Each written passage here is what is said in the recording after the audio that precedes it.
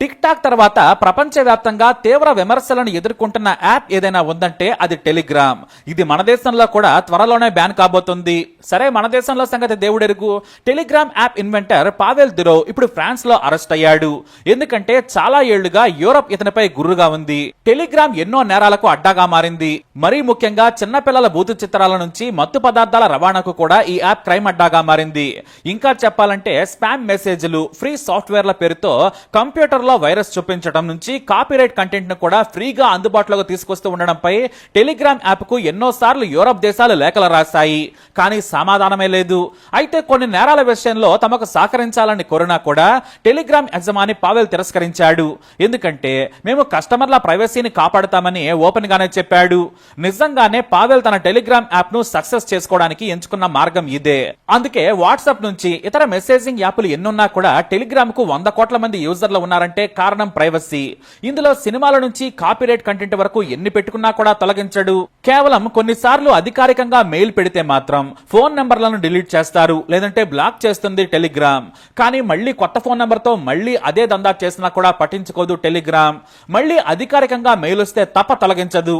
అంటే కేవలం ఫిర్యాదు చేస్తేనే మొక్కుబడిగా స్పందిస్తుందన్నమాట.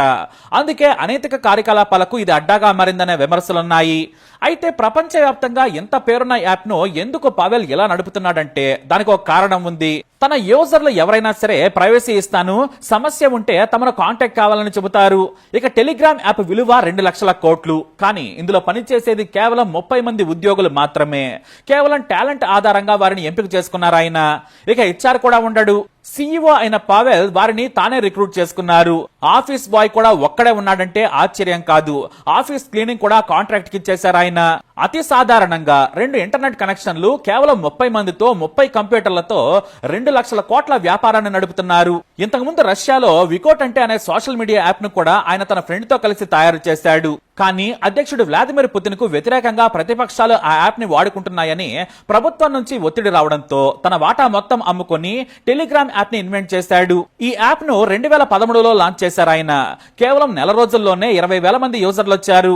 ఈ యాప్ కి ఉన్న అడ్వాంటేజ్ ఏంటంటే ఎన్ని డివైసెస్ లోనైనా లాగిన్ కావచ్చు. ఎలాంటి స్టాక్ మార్కెట్ స్కామ్ల నుంచి స్పామ్ల వరకు ఏదైనా చేయవచ్చు. అందుకే స్కామ్స్టర్స్ దీన్ని తెగ వాడుతున్నారు. అలా నేరాలు చేసే వాళ్లకు ఇది అడ్డా. అయితే టెలిగ్రామ్ యాప్ ను సరిగ్గా వాడేవాళ్లు కూడా ఉన్నారు. కానీ పోలీసులకు మరీ ముఖ్యంగా యూరప్ లో తలనొప్పిగా మారింది. అందుకే ఫ్రాన్స్ లో విడిది కోసం వచ్చిన పావెల్ ను లా ఎన్ఫోర్స్మెంట్ అధికారులు ఆగస్టు 24న లేబోక్ ఎయిర్పోర్ట్ లో అరెస్ట్ చేశారు. నేరాలను ఎంకరేజ్ చేస్తున్నందుకు, యూజర్ డేటా ప్రొవైడ్ చేయనందుకు అరెస్ట్ చేస్తున్నామని తెలియజేశారు. అతనిపై క్రిమినల్ కేసు పెట్టారు అధికారులు. అయితే ఆయన 5 మిలియన్ యూరోస్ బాండ్ తో బెయిల్ మీద విడుదలయ్యారు. కానీ విచారణను ఎదుర్కొంటున్నారు ఆయన. పావెల్ అరెస్ట్ పై రష్యా ఆగ్రహం వ్యక్తం చేసింది. సరిగ్గా ఫ్రెంచ్ అధికారులు టెలిగ్రామ్ యాప్ సీఈఓ పావెల్ ను అరెస్ట్ చేయకముందే భారత్ కూడా ఈ యాప్ ను నిషేధించేందుకు ప్లాన్ చేస్తుందనే వార్తలు వచ్చాయి. ఎందుకంటే వేల రకాల ఇల్లీగల్ యాక్టివిటీస్ ఇందులో జరుగుతున్నాయని అధికారులు గుర్తించారు. బూత్ సినిమాల నుంచి చిన్నపిల్లల సినిమాలు కూడా దీని నుంచే డౌన్లోడ్ చేసుకుంటున్నారు. ఇక నేరాలు చేసేవారైతే సమాచారాన్ని ఇచ్చిపుచ్చుకుంటున్నారు. ఈ యాప్ లో ఉన్న డేటా అధికారులకు దొరకదు. దీంతో రెచ్చిపోతున్నారు. ఇక తీవ్రవాదులు కూడా టెలిగ్రామ్ యాప్ ను సాధారణంగా వాడుకుంటున్నారనే విషయం గుర్తించారు. ఇలా 1 కాదు 2 కాదు, కొత్త సినిమాలు, పుస్తకాలు, దినపత్రికలు, పేపర్లు, సాఫ్ట్వేర్లు కూడా ఇందులో ఉచితంగా ఉన్నాయి. కానీ దాని వెనుక స్కామ్లు వెంటాడుతున్నాయి. ఇది తెలియని అమాయకులు డౌన్లోడ్ చేసుకుని డబ్బులు పోగొట్టుకుంటున్నారు. స్టాక్ మార్కెట్ స్కామ్లకైతే కొదవే లేదు. ఇది అడ్డాగా మారింది. దీంతో డేటా ప్రొవైడ్ చేయలేమని టెలిగ్రామ్ నుంచి అధికారికంగా సమాచారం రావడంతో బ్యాన్ దిశగా కేంద్రం అడుగులు వేస్తోంది.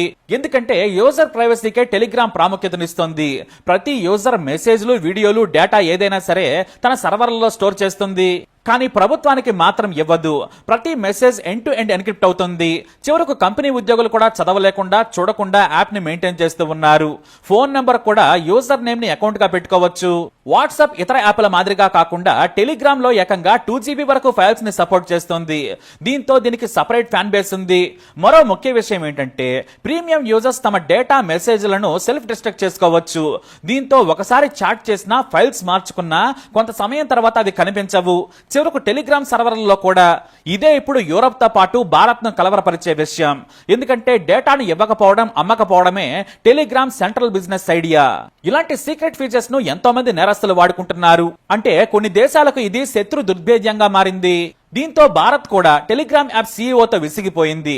బ్యాన్ తప్ప మరో నిర్ణయం తీసుకోక తప్పలేదు. ఎన్నాళ్లు ఎందుకు వెయిట్ చేసిందంటే రష్యాతో భారత్ కు మంచి సంబంధాలున్నాయి. ఆ విషయంపైనే భారత్ చాలా సమయం ఇచ్చింది. ఈ విషయంపై మోడీ రష్యా అధ్యక్షుడైన పుతిన్ తో కూడా చర్చించినట్లు సమాచారం. చేసేది లేక తీవ్ర నిర్ణయం తీసుకున్నట్లు వార్తలొస్తున్నాయి. కానీ ఈ లోపే ఫ్రెంచ్ అధికారులు టెలిగ్రామ్ సీఈఓను అరెస్ట్ చేయడంతో బ్యాన్ కాస్త ఆలస్యమైంది. భారత సైబర్ క్రైమ్ కోఆర్డినేషన్ ఇప్పటికే విదేశాంగ శాఖ హోమ్ మినిస్ట్రీతో చర్చలు జరుపుతోంది. మరోసారి కానీ టెలిగ్రామ్ తాము యూజర్ డేటా పంచుకోమని భారత్ కు చెబితే ఆ మరుక్షణమే బ్యాన్ లిస్ట్ లోకి చేరనుంది టెలిగ్రామ్. అంటే కోట్లాది మంది యూజర్లు ఇక మెసేజింగ్ యాప్ ను వాడలేరు. ఎప్పుడు బ్యాన్ చేసేది మాత్రం కేంద్రం స్పష్టంగా చెప్పలేదు. కాకపోతే జాతీయ మీడియాకు మాత్రం టెలిగ్రామ్ యాప్ నిషేధిత జాబితాలో మొదటి స్థానంలో ఉందని మాత్రం లీక్ చేసింది. అదే జరిగితే భారత్ లో ఉన్న 22 కోట్ల మంది యూజర్స్ డిసప్పాయింట్ అవుతారనడంలో సందేహమే లేదు. ఎందుకంటే దీన్ని చాలా మంది మెసేజింగ్ యాప్ గానే కాకుండా వేరు ఉపయోగాల కోసం వాడుతున్నారు. నేరస్తుల అవసరాలు వేరైతే విద్యార్థులు, ఇతర యువకులు ఉచిత సాఫ్ట్వేర్లు, పుస్తకాల కోసం వాడుతున్నారు. ఇది అనైతికంగా అయినా కూడా చాలా మంది చాలా రకాలుగా ఉపయోగించుకుంటున్నారు. మరి టెలిగ్రామ్ యాప్ పై మీరేమనుకుంటున్నారు? మీ అభిప్రాయాన్ని కూడా పంచుకోండి, కామెంట్ ద్వారా తెలియజేయండి. ఇలాంటి ఇన్ఫర్మేషన్స్ కోసం ఈ వీడియోని లైక్ చేయండి, షేర్ చేయండి, మా ఛానల్ ని సబ్స్క్రైబ్ చేసుకోండి.